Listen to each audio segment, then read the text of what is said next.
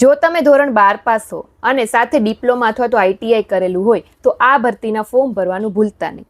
GSSSB એટલે કે ગુજરાત ગૌણ સેવા પસંદગી મંડળમાં મ્યુનિસિપલ સેનેટરી ઇન્સ્પેક્ટરની ભરતી આવી ગઈ છે, જેમાં ક્વોલિફિકેશનની જો વાત કરું તો તમે ધોરણ 12 પાસ હોવા જોઈએ, સાથે તમે 1 વર્ષનો સેનેટરી ઇન્સ્પેક્ટરનો ડિપ્લોમામાં કોર્સ કરેલો હોવો જોઈએ, અથવા તો એ ના કરેલો હોય તો આઈટીઆઈમાં તમે 1 વર્ષનો હેલ્થ સેનેટરી ઇન્સ્પેક્ટરનો કોર્સ કરેલો હશે તો તમે આના ફોર્મ ભરી શકશો. સાથે કોમ્પ્યુટરનું બેઝિક નોલેજ હોવું જોઈએ, ગુજરાતી અથવા હિન્દી ભાષા તમને આવડતી હોવી જોઈએ.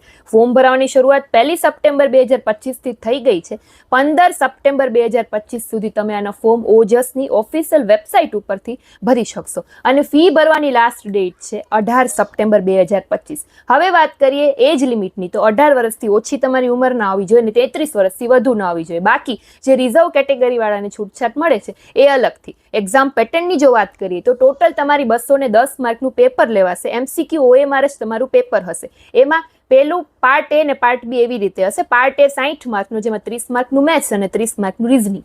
પાર્ટ બી છે ટોટલ 150 માર્કનું, જેમાં 30 માર્કમાં ભારતનું બંધારણ, કરંટ અફેર, ગુજરાતી ને ઇંગ્લિશ કોમ્પ્રિહેન્શન, અને બાકીનું 120 માર્કનું સેનેટરી ઇન્સ્પેક્ટર રિલેટેડ ક્વેશ્ચન છે આવશે. એટલે પાર્ટ બી ટોટલ 150 માર્કનું. ટોટલ આખું પેપર તમારું 210 માર્કનું હશે. ખોટા પડશે તો નેગેટિવ સિસ્ટમ હશે. ફીઝની વાત કરું તો જનરલ કેટેગરીમાંથી આવતા પુરુષ ઉમેદવારોને 500 રૂપિયા ફી છે અને તમામ કેટેગરીની મહિલા અને બાકી જે અનામત કેટેગરીમાંથી આવે છે એ લોકોને 400 રૂપિયા ફી ભરવાની રહેશે. પણ તમે જ્યારે એક્ઝામ આપવા જશો ત્યારે આ ફી છે તમને રિફંડ મળી જશે. પગાર ધોરણની વાત કરું તો પહેલા 5 વર્ષ માટે તમારો પગાર છે 26,000 રહેશે અને પછી 7મા પગાર પંચ મુજબ તમારો પગાર 5 વર્ષ પછી 40,000થી પણ વધારે થશે.